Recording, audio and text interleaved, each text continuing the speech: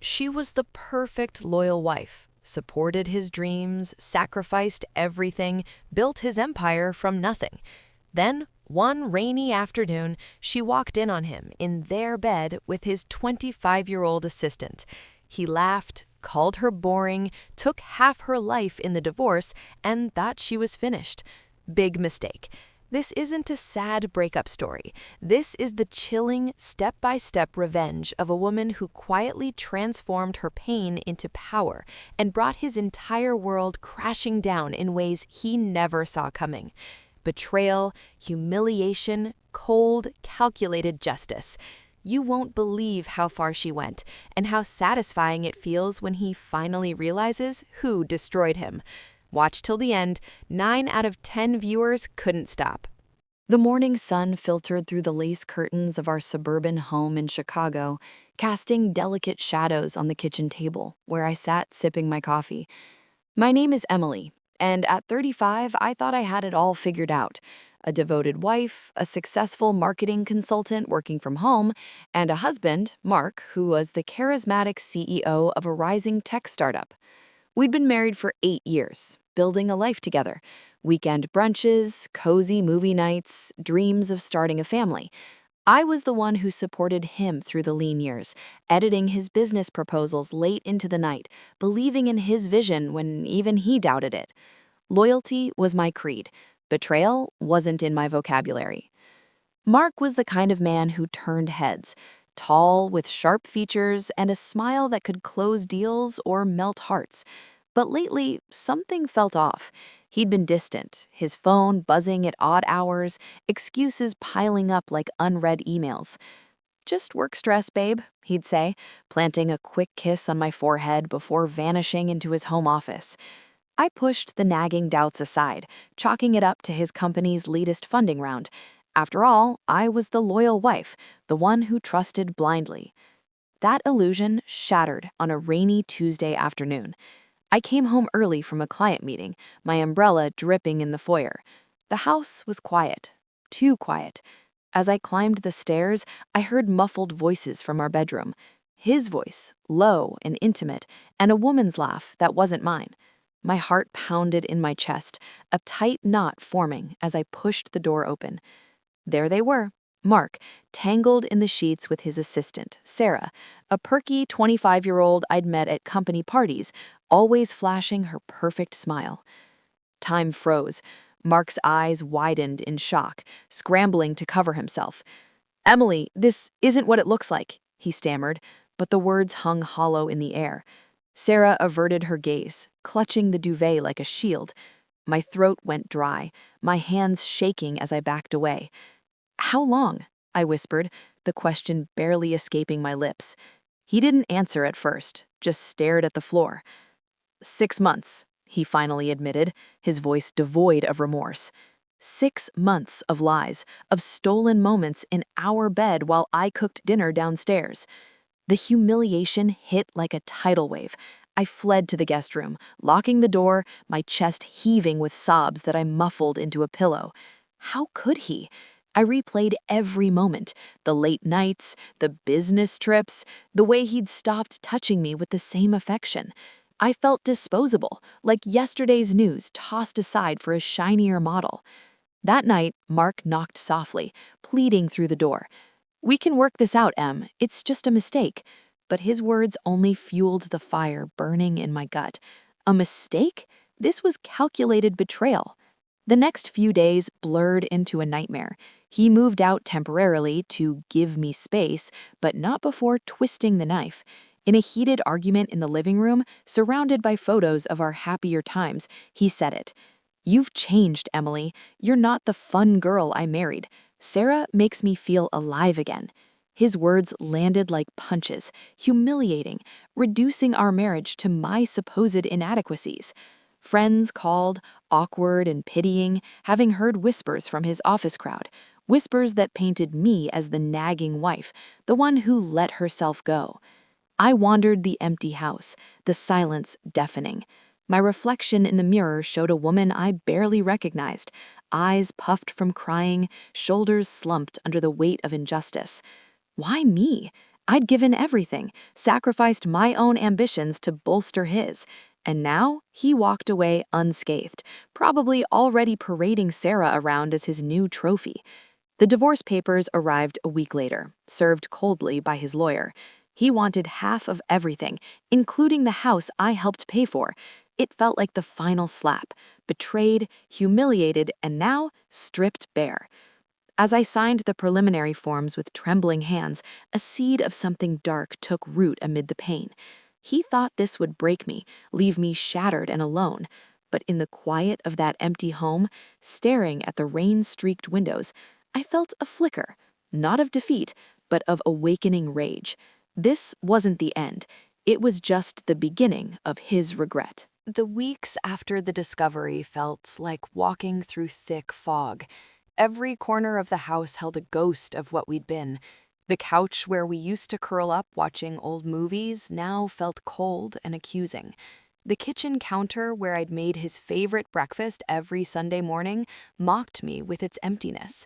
I moved through the days on autopilot, answering client emails with forced cheer, eating takeout straight from the container because cooking for one felt pointless. The divorce process started almost immediately. Mark wasted no time. His lawyer's letter arrived crisp and formal, demanding mediation to keep things civil. Civil. The word made my stomach twist. I sat at the dining table staring at the paperwork, the black ink blurring as tears welled up again. My chest felt permanently tight, like someone had wrapped a band around my ribs and kept pulling. We met in a sleek downtown office with floor-to-ceiling windows overlooking the Chicago River. I wore the navy blazer I'd bought for his first big investor pitch, the one I'd helped him rehearse 100 times. Mark sat across the polished table in a charcoal suit, looking every bit the successful CEO. He didn't meet my eyes at first. When he finally did, there was no guilt there, just impatience. His attorney, a shark in stilettos, slid documents toward me. Mark wanted the house sold and proceeds split evenly. He wanted half the savings, half the retirement accounts. He even contested the car I drove daily, claiming it was a marital asset. My lawyer, Karen, pushed back quietly but firmly. Still, every concession felt like another layer of skin peeled away. During a break, Mark cornered me near the coffee station. His voice was low, almost gentle. "Emily, let's not drag this out. You know I'll take care of you." Take care of me? Like I was a charity case? Like the 8 years I'd poured into supporting him, staying up until dawn proofreading pitch decks, skipping my own networking events to attend his, meant nothing. I managed a tight nod and walked away before he could see my hands shaking. That night, alone again, the emotional spiral hit full force. I curled up on the bathroom floor, back against the cold tile, sobs ripping out of me until my throat was raw. Shame burned hot in my veins. How had I not seen it? All those late nights he claimed were crunch time at the office, the sudden interest in grooming, new cologne, extra gym sessions. I'd complimented him, proud of how hard he was working. God, I'd been so naive. Anger flickered beneath the shame, but disbelief kept smothering it. This couldn't be my life. I kept waiting to wake up. Mark, meanwhile, doubled down. I learned through a mutual friend, someone brave enough to still text me, that he'd already introduced Sarah to his parents over dinner. His mother apparently loved her. "So young and vibrant," the friend quoted awkwardly. Vibrant. The word landed like a slap. I stared at my phone until the screen went dark, my reflection pale and hollow. Then came the social fallout. Our circle, mostly his colleagues and their spouses, started ghosting.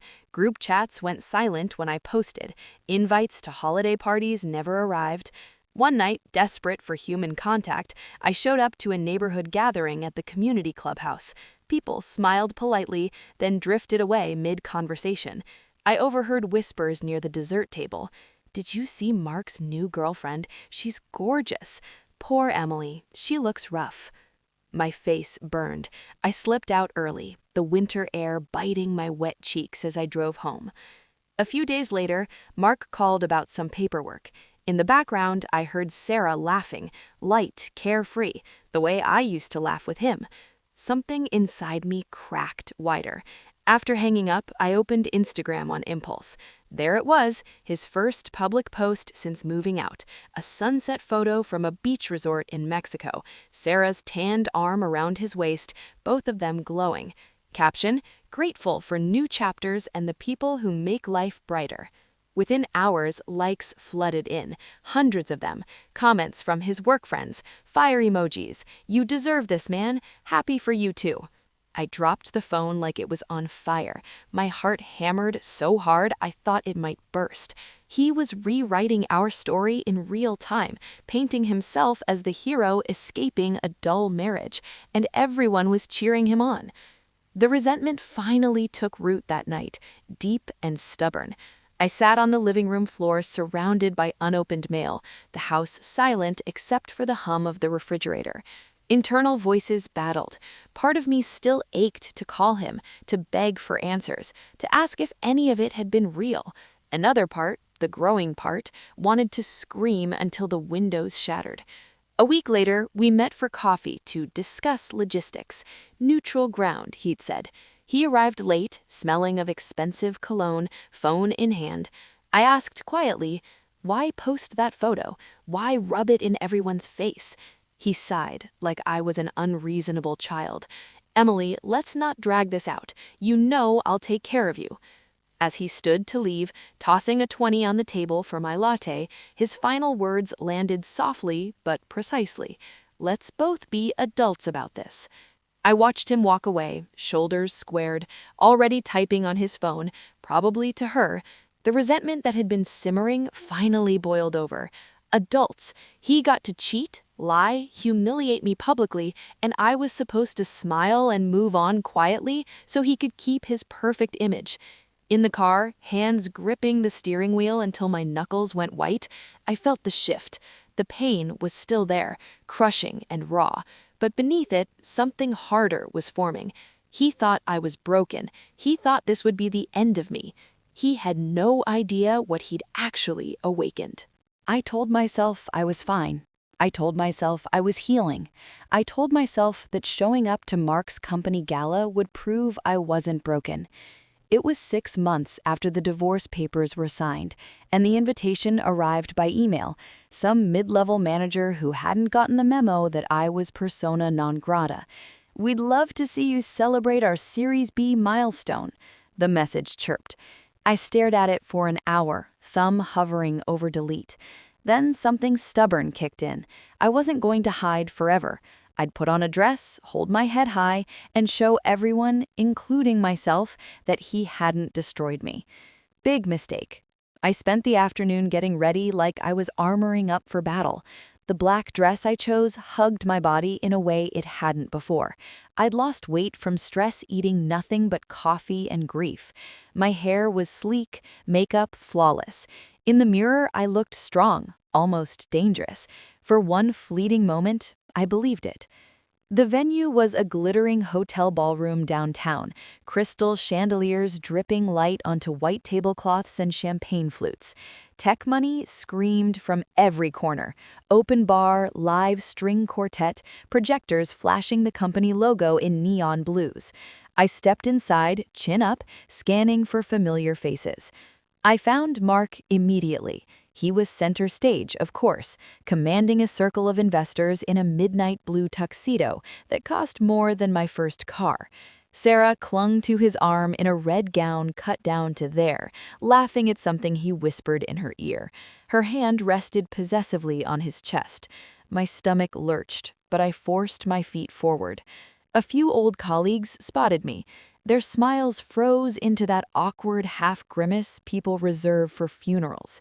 "Emily, wow, you look great," one said, eyes darting anywhere but mine.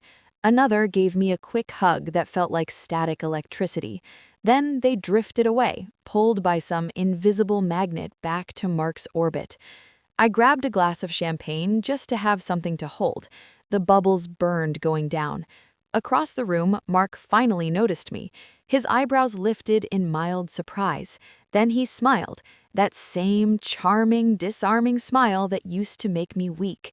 He excused himself from his group and walked over, Sarah trailing a step behind like a shadow.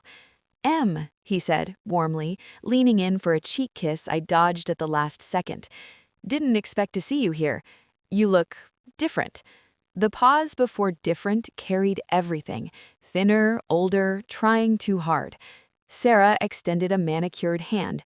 Hi again, Emily. So good to see you. No hard feelings, right?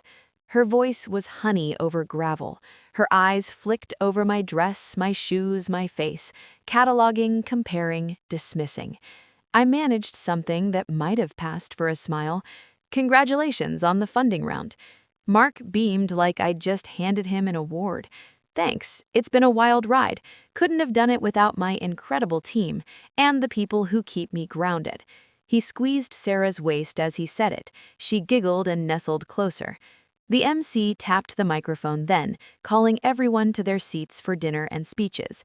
I found my name card at a table near the back, strategically placed with junior staff who barely knew me. Perfect. The lights dimmed, slides flashed, the CFO talked numbers. Then Mark took the stage. He was in his element, confident, funny, magnetic. He thanked the investors, the engineers, the rock-solid support system that keeps me going every day. His gaze swept the room and landed pointedly on Sarah, who blew him a little kiss. The crowd awed. Applause thundered. Not one word about the woman who'd stayed up nights rewriting his pitch deck when the company was 3 guys in a garage. Not one nod to the wife who believed in him when no one else did. I felt every stare in the room like needles. Whispers floated from nearby tables. That's her, the ex. She showed up, bold. Kind of sad, honestly. My throat closed. The champagne turned sour in my mouth. I stood quietly, set my napkin on the chair, and walked toward the exit on legs that felt like glass. In the hallway outside the ballroom, the noise faded to a muffled hum. I kept walking until I found a quiet alcove with a velvet bench. I sank onto it, the dam finally breaking. Tears came hot and fast, silent at first, then in choking gasps I buried in my clutch. My chest heaved so hard, I thought I might crack a rib. The humiliation was total, public, witnessed, undeniable. I was nothing to him now, less than nothing, a footnote he'd erased. I don't know how long I sat there, long enough for mascara to streak, for my hands to stop shaking, long enough for the tears to slow and something colder to settle in their place. I replayed every moment, the way he'd looked through me, Sarah's smug little smile, the polite pity from people who used to call me friend, the applause for his new chapter, the way the entire room had chosen his version of the story. And then, in the dim light of that empty hallway, the shift happened. The voice in my head that had been whispering, "Why me?" and "How could he?" went silent. A new voice, low, steady, dangerous, spoke instead. He thinks this is over. He thinks I'm finished. He thinks he gets to walk away clean and leave me in pieces. I wiped my face with the back of my hand, stood up and smoothed my dress. My reflection in a nearby mirrored wall showed red eyes but a set jaw. No more tears, no more hiding. I walked back through the lobby, heels clicking like gunfire on marble. Outside, the night air was sharp and clean. I breathed it in deep. Rock bottom wasn't the end. It was the foundation. As the valet brought my car, one thought crystallized, clear and unbreakable. He's going to learn what happens when you underestimate someone you've already destroyed. I slid behind the wheel, fingers steady now, and drove into the city lights. The decision was made. The plan hadn't formed yet, but the fire had. The morning after the gala, I didn't cry. I didn't smash anything. I didn't even open the bottle of wine calling my name from the fridge. Instead, I made coffee, sat at the kitchen island, and opened a fresh notebook. On the first blank page, I wrote one line in black ink. He thinks I'm done. Let's prove him wrong. Then I closed it, showered, and started becoming someone he wouldn't recognize. The change was quiet, deliberate, invisible to anyone who wasn't looking closely, and no one was looking closely anymore. Outwardly, I played the part everyone expected, the gracious ex-wife moving on. At the final divorce mediation, I signed the settlement without argument. Mark sat across the table, smug in victory, loosening his tie like a man who'd just closed a big deal. When the papers were done, he stood and offered that condescending half smile. "Take care of yourself, Em. Really, I mean it." His voice dripped with pity. I met his eyes, nodded politely, and even managed a small, sad smile, the one he'd grown used to seeing in the rearview mirror of his new life. "Thank you, Mark. I will." He walked out believing he'd won cleanly. That was the first gift I gave myself, letting him think the war was over. Inside, the fire roared. I started small, but relentless. Every morning at 5:30 a.m. before the city woke up, I ran. Not jogged, ran. Miles through empty streets, lungs burning, pushing until my legs shook, and the only sound was my breath and the slap of sneakers on pavement. I wasn't running from the pain anymore. I was forging it into something useful. Muscle replaced softness. Clarity replaced fog. By day, I rebuilt my freelance business, but this time on my terms. I took courses, advanced digital marketing, financial forensics, even a short program on corporate governance. Nights blurred into screen glow, case studies on whistleblowers, books on behavioral psychology, forums where scorned spouses shared quiet strategies for justice. I bookmarked nothing. I printed, highlighted, then shredded. No digital trail. I hired a private investigator, not the dramatic movie kind, but a discreet former IRS agent with a home office and a golden retriever. Over coffee in a nondescript suburb, I handed her an envelope of cash and a list. Mark's new routines, Sarah's background, the company's offshore entities I'd noticed in old tax docs. She didn't ask why. She just nodded and said, 6 weeks for the first report. While I waited, I watched. I created anonymous social accounts, burner emails, VPNs, profiles that looked like real people with real lives. I followed Mark's investors, his board members, Sarah's friends. I noted patterns: who he golfed with, where Sarah shopped, which journalists covered his industry. Knowledge stacked like ammunition. Mark, meanwhile, floated higher. His company announced a flashy partnership. He and Sarah jetted to Aspen, then Miami, photos popping up like taunts, champagne on yachts, her legs across his lap in first-class seats. Captions full of hashtags about gratitude and growth. Comments poured in, congratulations, heart emojis, men telling him he deserved it. Each post was a reminder. Each like from a former mutual friend was another twist of the knife. But I didn't react, not publicly. I saved screenshots. I built files.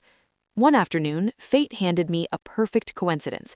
I ran into Mark at a high-end coffee shop near his office. He was in line ahead of me, laughing on the phone, probably with her. When he turned and saw me, surprise flickered, then that practiced sympathy. "Emily, hey, you look healthy." His eyes scanned me quickly. Tighter arms, sharper jawline, posture I hadn't had 6 months ago. For the first time, uncertainty flashed across his face. "Thanks," I said lightly. "Busy with work, new clients." He nodded, searching for something to say. "Company's killing it. Just closed another round. You should be proud. You helped build the foundation." The arrogance was breathtaking. I smiled anyway. "I am proud. Of myself." He blinked. The barista called his name. He grabbed his latte, hesitated, then threw out the final line he thought would land softly. "Glad you're doing okay, really."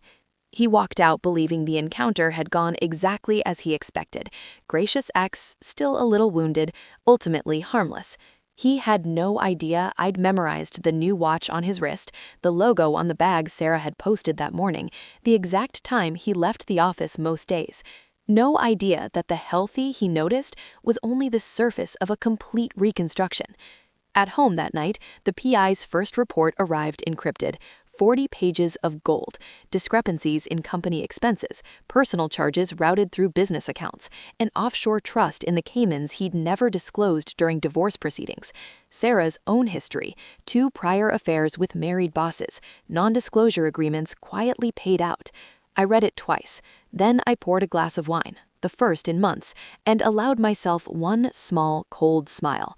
The contrast was delicious. To the world, I was quiet, healing, fading into the background. Therapy appointments, real ones, I wasn't stupid, rage needs an outlet, yoga classes, brunch with the few friends who'd stayed loyal, where I spoke only of moving forward. Inside, a predator was waking up, calm, patient, precise. I looked in the mirror one evening after a long run, sweat cooling on my skin, eyes steady and sharp. The woman staring back wasn't the loyal wife who'd begged for scraps of attention. She wasn't the humiliated ex who'd cried in ballroom hallways. She was something new, something dangerous. And Mark, the man who thought he knew me better than anyone, hadn't noticed a thing. He would, soon, but not yet. For now, the silence was my weapon, the calm was my disguise, and the fire inside, it was burning perfectly controlled. I didn't rush. That was the key. Rushing is what desperate people do. I was no longer desperate, I was surgical. The plan took shape over weeks of late-night notes, color-coded folders, and encrypted drives. It had 3 pillars: professional, financial, and personal. Each one designed to bleed him slowly, undetectably, until the wounds were too deep to stitch.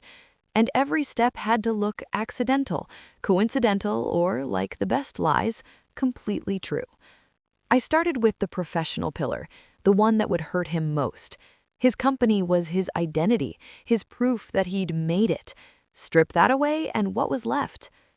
Using a new identity, an alias I'd built carefully with a freelance profile on LinkedIn, complete with a fabricated portfolio and references from burner accounts, I reached out to 3 of his biggest investors. Not as Emily, of course. I was Claire Donovan, an independent market analyst specializing in SaaS metrics. My emails were professional, flattering, helpful. I offered a complimentary review of emerging risks in their portfolio. 2 of them took the bait. In polished reports sent from a Proton Mail address through a VPN, I highlighted areas of concern. Nothing explosive, just quiet red flags. Unusual churn patterns in their user data, scraped anonymously from public reviews, higher than average burn rate for a company at their stage, and subtle mentions of unverified offshore cost centers that might complicate future audits. I backed every point with real data, footnotes, charts. It looked like due diligence, not sabotage. One investor replied with a polite thank you. The other scheduled a call. That call was gold. Over Zoom, camera off, voice lightly modulated, I walked him through hypothetical governance risks. I mentioned, almost in passing, how some founders blur personal and business expenses during rapid growth, how it can spook institutional money down the line. He asked questions. I answered carefully, planting just enough doubt to make him dig on his own. Seed 1, planted. Next, the personal pillar, Sarah. She was the weak link, younger, hungrier, less careful. Her social media was a treasure trove of oversharing, tagged locations, stories from work trips that matched Mark's calendar exactly, subtle flexes about designer bags and 5-star hotels. I created a new anonymous Instagram account, this one posing as a gossip page for Chicago's young professional scene. Harmless at first, memes about office drama, polls about work crushes.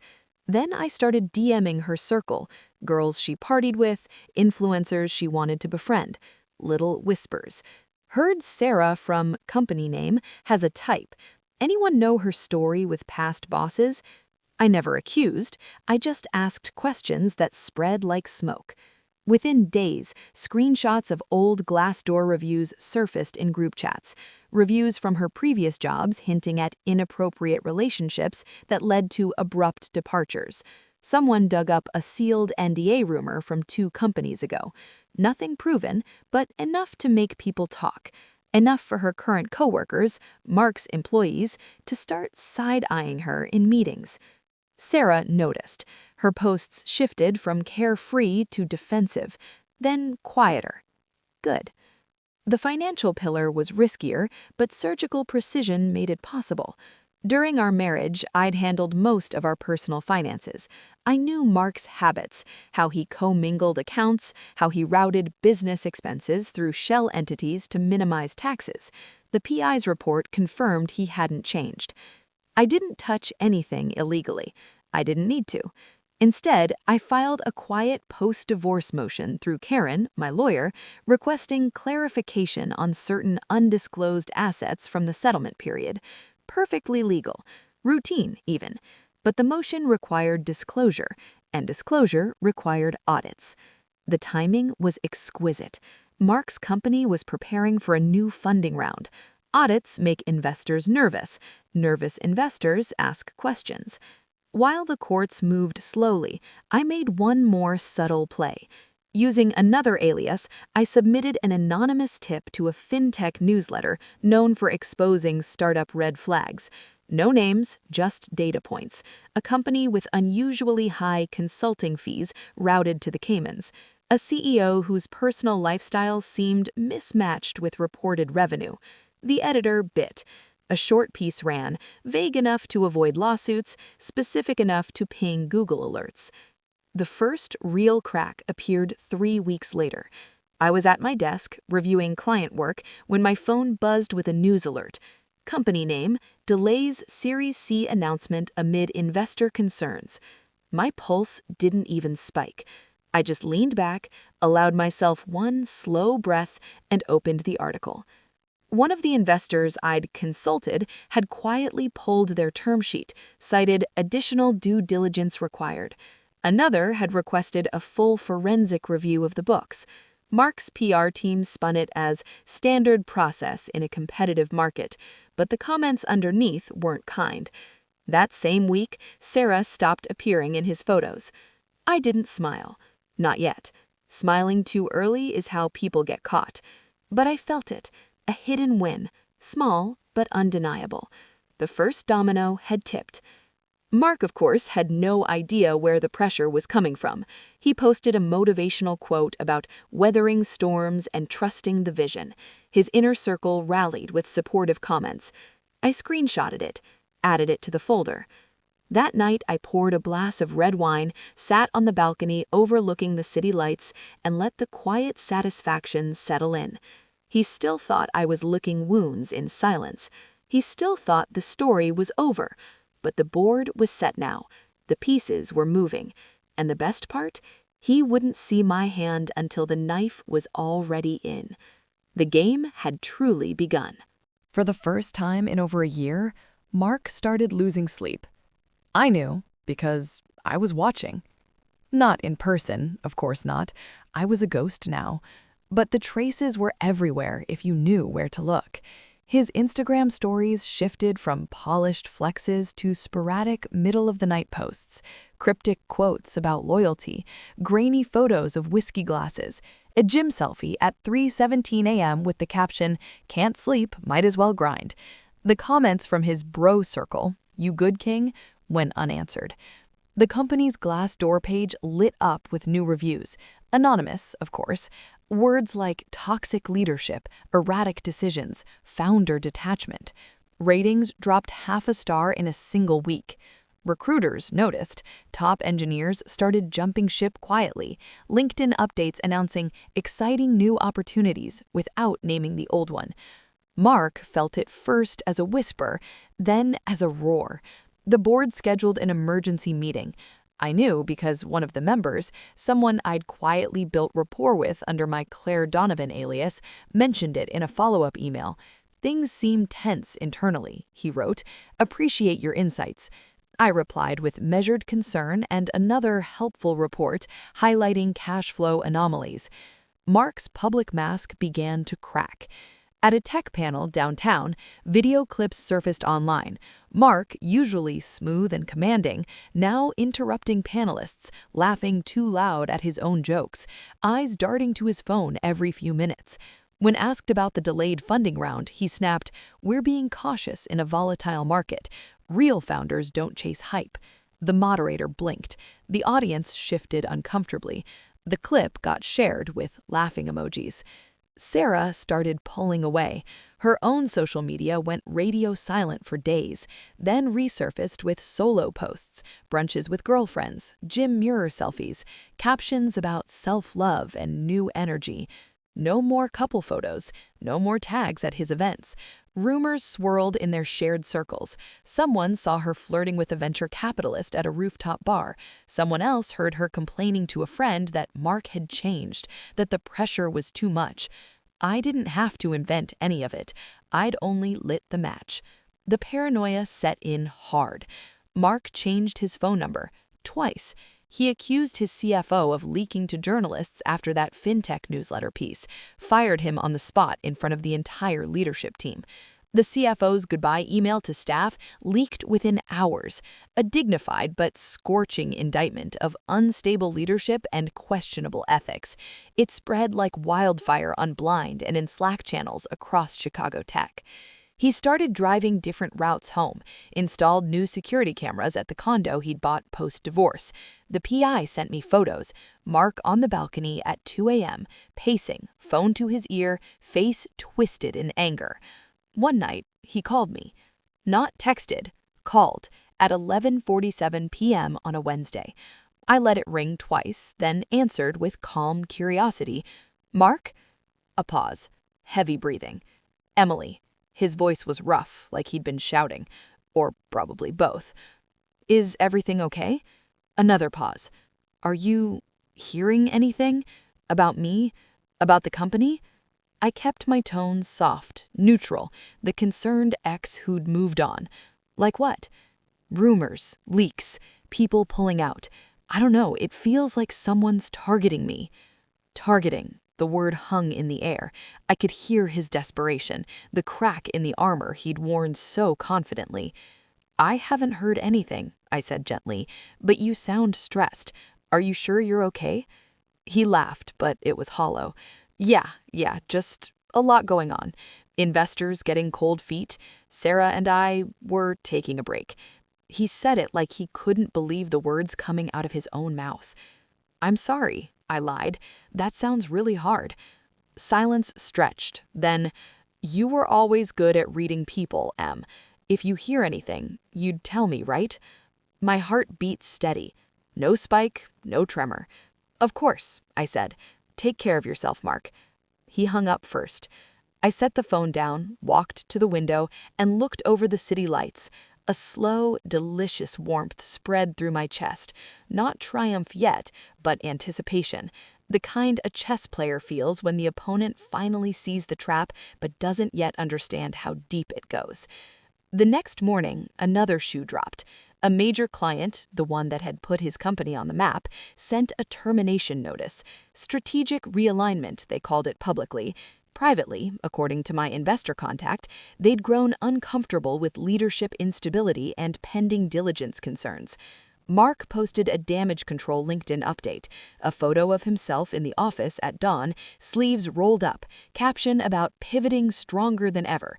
But the comments were brutal now. Former employees venting, journalists asking pointed questions, even casual followers piling on.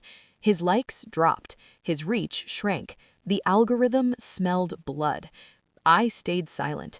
No gloating, no contact, just steady, invisible pressure from every direction. The stakes weren't just high, they were existential. His company teetered, his relationship crumbled, his reputation bled, and he couldn't find the source. Every move he made to fix one leak opened two more. Every accusation pushed allies away. Every desperate grasp for control made him look weaker. I watched it all unfold from the shadows, calm and calculated, reflecting on the nights I'd spent curled on the bathroom floor convinced I was nothing. Now he was the one unraveling. The pressure was building perfectly, and I hadn't even shown my hand yet. The best part? He still thought this was just bad luck. He had no idea it was architecture. Beautiful, patient, merciless architecture, and the structure was almost ready to collapse. The air in Chicago turned bitter cold, the kind that seeps through windows and settles in your bones.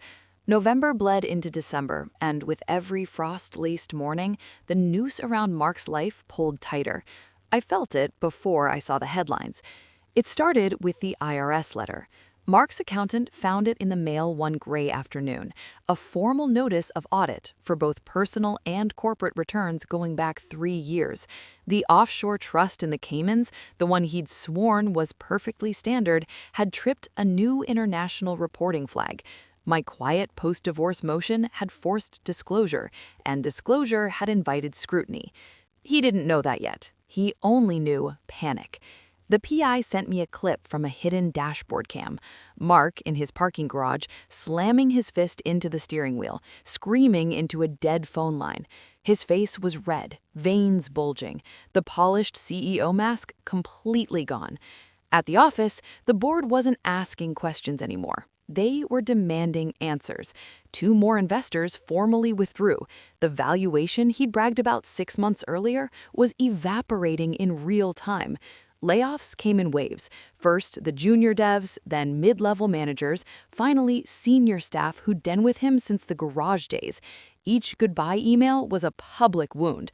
He tried to rally, posted a video on LinkedIn, him in the half-empty office, voice cracking just enough to sound passionate. "We're right-sizing for the next chapter. The vision is stronger than ever."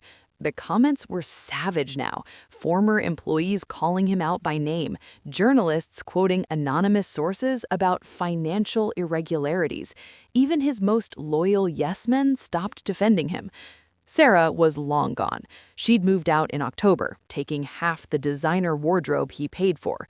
Word was she'd started seeing a partner at a rival VC firm, someone older, steadier, with no public scandals.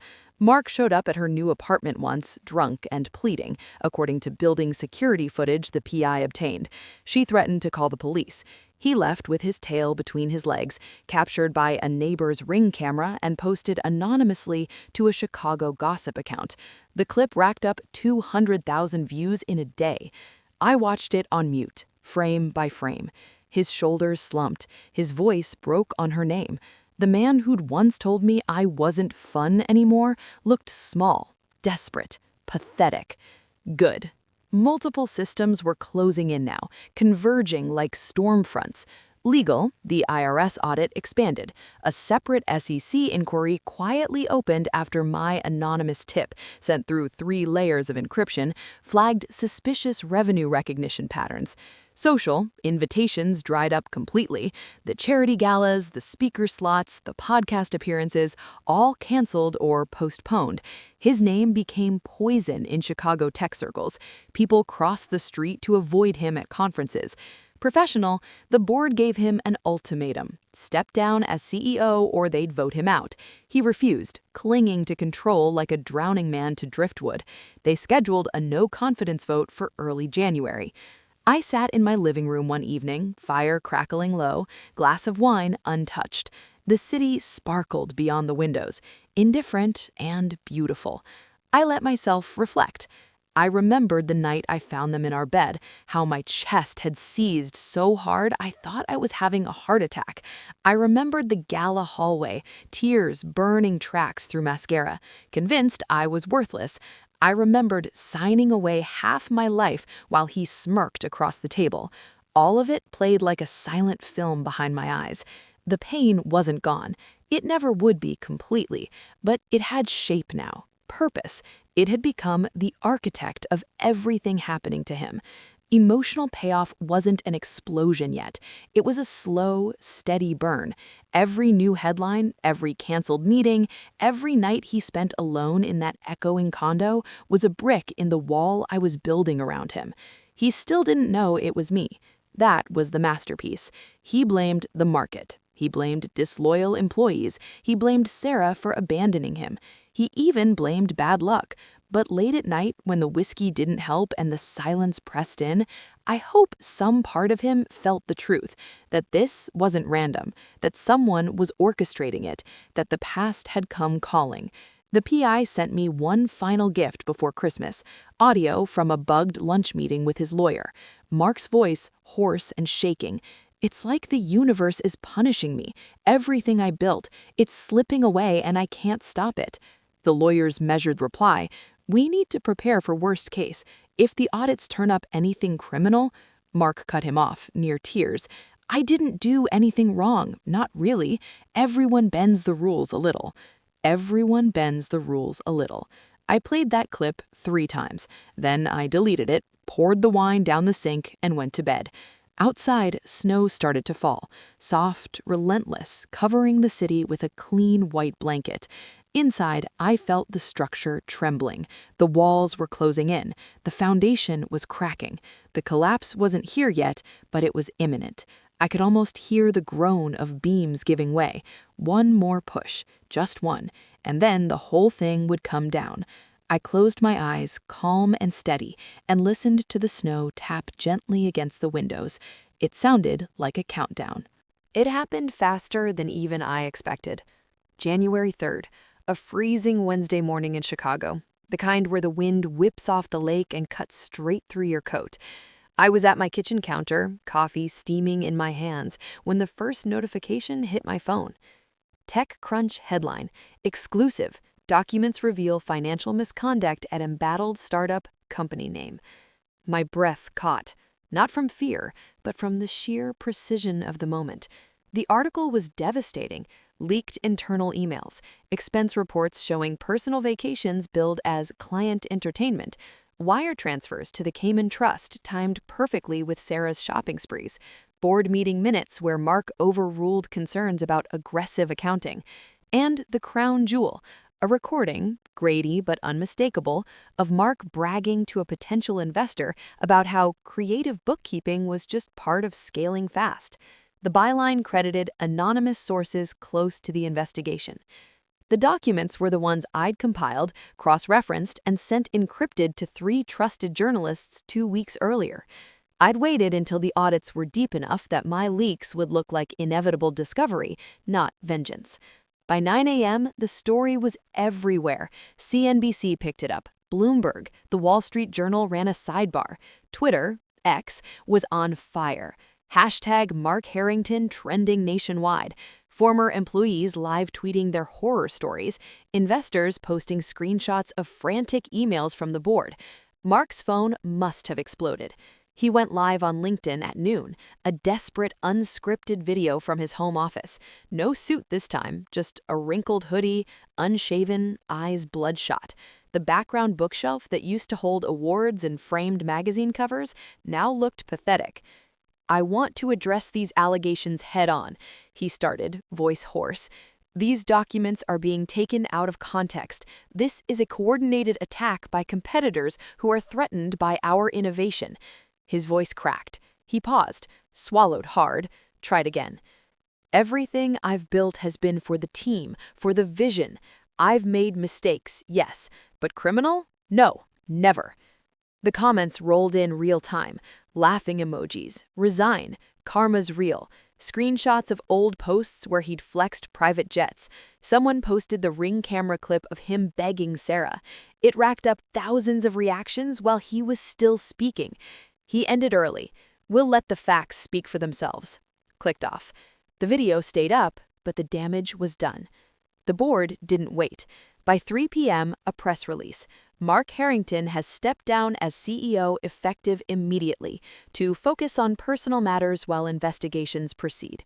A new interim CEO, gray-haired, boring, safe, was named.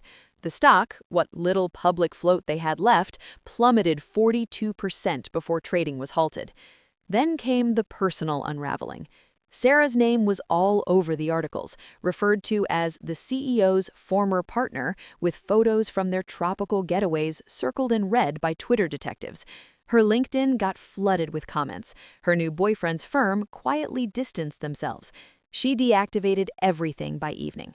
Mutual friends, the few who'd stayed neutral, started texting me, not to check in, to distance themselves from him. "Did you see what's happening? I always thought something was off. We should get coffee soon." I replied politely. Inside, I felt nothing for them. They'd chosen sides long ago. Mark tried one last public move, a written statement through his lawyer. Deeply regretful for any lapses in judgment, cooperating fully with authorities, asking for privacy during this difficult time. Privacy. The man who'd paraded his affair on beaches and yachts now wanted privacy. The irony was exquisite. I watched it all from a distance, composed. No posts, no likes, no shares. Just quiet observation. That night, he called again. This time at 1:14 a.m. I answered on the third ring. Emily. His voice was barely above a whisper, broken glass in audio form. Are you seeing this? I am. Silence stretched so long I thought he'd hung up. I don't understand how it all fell apart so fast, he said finally. One day everything was fine, the next it's gone. Everything's gone. I let the silence sit. I don't know what to do. For the first time, I spoke. Calm, measured. You'll figure it out, Mark. You always do.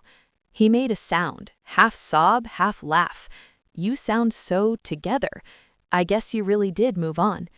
Yes, I said. I did. He didn't reply. The line went dead. I set the phone down and walked to the window. Snow had started again, thick flakes swirling under the streetlights. The city looked clean, washed new. His image wasn't just cracked now, it was shattered, scattered across screens and headlines for the world to see. The man who'd reduced me to inadequacy, who'd rewritten our story to make himself the hero, was finally the villain in everyone else's eyes too. And still, he didn't know it was me. Not yet. That was coming. The exposure phase was complete. The anticipation in my chest wasn't anxiety anymore. It was hunger. One final act left. The reveal. And when it came, he wouldn't just lose everything. He'd know exactly who took it from him. I turned off the lights, left the snow to fall in silence, and went to bed. Tomorrow, the real storm would hit. The federal courthouse in downtown Chicago is a cold, imposing slab of concrete and glass. On the morning of March 17th, the wind off Lake Michigan was brutal, whipping flags and freezing exposed skin. I walked through security without a tremor in my hands, wearing a tailored charcoal suit and heels that clicked with purpose across the marble floors. Mark's criminal fraud trial had been fast-tracked. The evidence was overwhelming: wire fraud, tax evasion, securities violations. The company was in receivership. Investors were suing. Employees were testifying against him. His defense was crumbling before opening statements. I wasn't there as a spectator. I was there as the prosecution's final witness. The courtroom was packed, journalists in the back rows, former colleagues avoiding eye contact, a few curious tech vultures live-tweeting every moment. Mark sat at the defense table in a suit that no longer fit quite right. He'd lost weight. His hair had gone grayer at the temples. When I entered, he didn't look up at first. Then he did. Our eyes locked across the room, and for the first time in over a year, he really saw me. I saw the exact second recognition hit. His face drained of what little color it had left. His mouth opened slightly, then closed. His hands, resting on the table, started to shake. The lawyer beside him leaned in, asking something. Mark didn't respond. He couldn't stop staring. I walked to the witness stand, sworn in, and took my seat. The prosecutor, a sharp woman in her 40s, approached slowly, respectfully.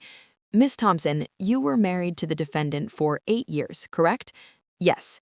And during that time, you managed the household finances and assisted with early business bookkeeping for the company he founded. Yes. She introduced exhibits, emails I'd recovered from old backups, calendar entries, bank statements I'd subpoenaed through civil discovery. Piece by piece, she built the timeline, how Mark had begun routing personal expenses through the company as early as 4 years ago, how he'd hidden assets during our divorce, how he'd coached me to sign documents without reading them fully. Then she handed me the folder I'd prepared. Miss Thompson, did you provide the U.S. Attorney's Office with additional documentation after your divorce was finalized? I did. Would you please explain to the court why? I looked directly at Mark. His eyes were wide, pleading now, begging me to soften it, to spare him. I didn't. Because after he left me for his assistant and humiliated me publicly, he committed perjury in our divorce proceedings by concealing substantial assets. When I discovered the extent of the fraud, assets hidden offshore, expenses falsified, investors misled, I realized it wasn't just personal betrayal, it was criminal, and I wasn't going to let him destroy more lives to protect his own. A ripple went through the courtroom. Cameras clicked. Mark's head dropped forward, shoulders curling inward. The prosecutor let the silence sit for a beat. Miss Thompson, did the defendant ever express awareness that his actions might be illegal? I nodded. Many times. He used to joke about it. Everyone does it a little, he'd say. The trick is not getting caught. I quoted him verbatim. Dates, contexts, conversations in our kitchen, in the car, late at night after investor dinners. Every word documented in journals I'd kept, originally to process the pain, now turned into evidence. The prosecutor stepped back. Your witness. Mark's defense attorney stood, trying to salvage something. He approached cautiously. Miss Thompson, isn't it possible you're motivated by bitterness, that this is revenge for the dissolution of your marriage? I met his gaze steadily. If I wanted petty revenge, I could have leaked everything anonymously and watched him burn from afar. Instead, I came forward legally, under oath, with documented evidence, because this isn't about bitterness. I turned to look at Mark again. His face was in his hands now. This is about accountability. He thought he could discard me, lie to me, humiliate me, and walk away untouched. He thought I was weak, broken, disposable. My voice stayed calm, but every word carried the weight of 2 years of calculated fire. He was wrong. The attorney had nothing left. He sat down. The judge thanked me. I stepped down. As I passed the defense table, Mark finally looked up. His eyes were red, tears threatening. His voice was barely a whisper, meant only for me. Emily, please. I paused just long enough for him to see it. No pity, no hesitation, only resolve. You made your choices, Mark. Now live with them. I walked out of the courtroom without looking back. The verdict came 3 days later, guilty on all counts. Sentencing would follow. Years in federal prison, millions in restitution, permanent bans from serving as an officer in any public company. The man who'd once graced magazine covers as Chicago's next tech titan was now a convicted felon. That night, alone in my apartment, I poured a glass of the same champagne we'd toasted with on our wedding night. I didn't drink it right away. I sat on the balcony, city lights stretching endless below me, and let the release finally come. Not tears, not screams, just a long, slow exhale. All the rage, the shame, the nights I'd questioned my worth, they poured out with that breath. The power dynamic wasn't just reversed, it was obliterated. He'd lost his company, his money, his reputation, his freedom, and in the end, he'd lost the one thing he never valued, my silence. Because I hadn't just exposed his crimes, I'd exposed him to himself. The ultimate revenge wasn't the prison sentence. It was knowing every single day he had left that the woman he'd thrown away was the one who brought him down. Not with chaos, not with scandal, but with precision, patience, and unbreakable strength.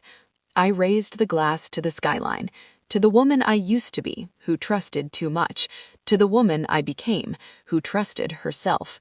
Then I drank. It tasted like justice, deep, cold, and completely earned. Spring arrived early that year in Chicago. The kind of gentle April where the lake breeze softens, cherry blossoms explode along the magnificent mile, and the city seems to exhale after a long, hard winter. I walked the lakefront path one Saturday morning, earbuds out, just listening to the waves lap against the rocks and the distant laughter of runners and families. My stride was easy, unhurried. The woman who used to run at 5:30 a.m. like she was escaping something no longer needed to escape. She was exactly where she wanted to be. Mark's sentencing hearing had been 3 weeks earlier. 8 years in federal prison, $6 million in restitution, a permanent felony record that would follow him like a shadow. He'd stood before the judge in an ill-fitting suit, head bowed, voice trembling as he read a prepared statement about remorse and lessons learned. The judge wasn't moved. Neither was I. I sat in the gallery, hands folded in my lap, and felt nothing dramatic. No surge of triumph, no tears, just a quiet, steady certainty that the scales had finally balanced. Sarah had vanished from Chicago entirely. Last I heard, through a mutual acquaintance, she'd taken a junior marketing job in Denver under her maiden name. No social media presence, no trace of the girl who once posted bikini photos with captions about living her best life. The company Mark built was sold off in pieces, assets liquidated, patents acquired by a larger firm, the brand name retired. Most of the employees landed on their feet. Some even sent me quiet thank you notes after the trial. "You gave us closure," one wrote. "He would have taken us all down with him." I never responded. Closure wasn't something I handed out. It was something I'd claimed for myself. My own life had transformed in ways I never scripted. The freelance consulting that started as a survival mechanism became a thriving boutique agency. I specialized in governance and ethics for startups. Ironic, yes, but the demand was endless. Founders who'd watched Mark's fall wanted someone who understood how thin the line could be. I built a team of 5 brilliant women, all of us survivors of something. We worked remotely, traveled when we wanted, and turned away clients who gave us bad vibes. Money wasn't an issue anymore. The restitution order included a civil settlement that quietly restored what he'd hidden during the divorce, and then some. I bought a light-filled condo on the 42nd floor, with floor-to-ceiling windows and a balcony big enough for morning coffee and evening wine. I furnished it sparingly, intentionally. No ghosts of old furniture, no photos from the marriage. Friends came back, slowly at first, then in a wave. Apologies over brunches, confessions about how they'd been afraid to choose sides. I forgave most of them. Life's too short for permanent grudges against people who were just weak. The few who'd actively cheered Mark's new life while I was bleeding, I let them stay in the past. No ceremony, just silence. I dated, casually, a lawyer who made me laugh, an architect who loved to cook. Nothing serious yet. I wasn't in a hurry. For the first time, being alone didn't feel like punishment. It felt like sovereignty. One evening in May, I got a letter. Handwritten, postmarked from the Federal Correctional Institution in Minnesota. I recognized the writing immediately. My name in his careful block letters on the envelope. I waited until I was on the balcony at sunset to open it. Emily, I think about you every day. Not in the way you probably imagine. Not with anger or blame anymore. Just regret. The kind that sits in your chest like a stone. I see now what I did. Not just the money or the lies to investors. What I did to you. I took the person who believed me most and made her feel small so I could feel big. I told myself you'd be fine, that you were strong. But I never gave you the chance to show how strong, because I was terrified of standing on my own. You didn't just take everything from me. You showed me who I really was when the masks came off, and I hate that man. I'm trying, every day in here, to become someone who wouldn't have hurt you. I know you'll never forgive me. I don't deserve it, but I needed you to know I finally understand. I'm sorry. For all of it. Mark. I read it twice, then folded it neatly and slipped it into a drawer I rarely open. I didn't feel rage. I didn't feel pity. I felt finished. Later that night, I stood at the window watching the city sparkle below. Millions of lights, millions of stories unfolding at once. Somewhere out there, people were falling in love, breaking hearts, chasing dreams, making mistakes.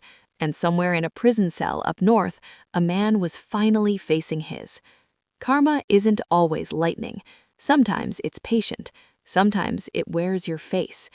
I thought about the woman who once sat on a bathroom floor convinced she was nothing.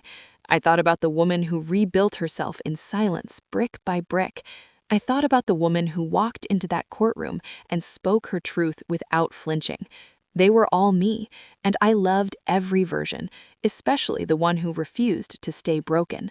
I raised an invisible glass to the skyline one last time, to justice, to self-worth, to the dangerous power of a woman who decides she's had enough.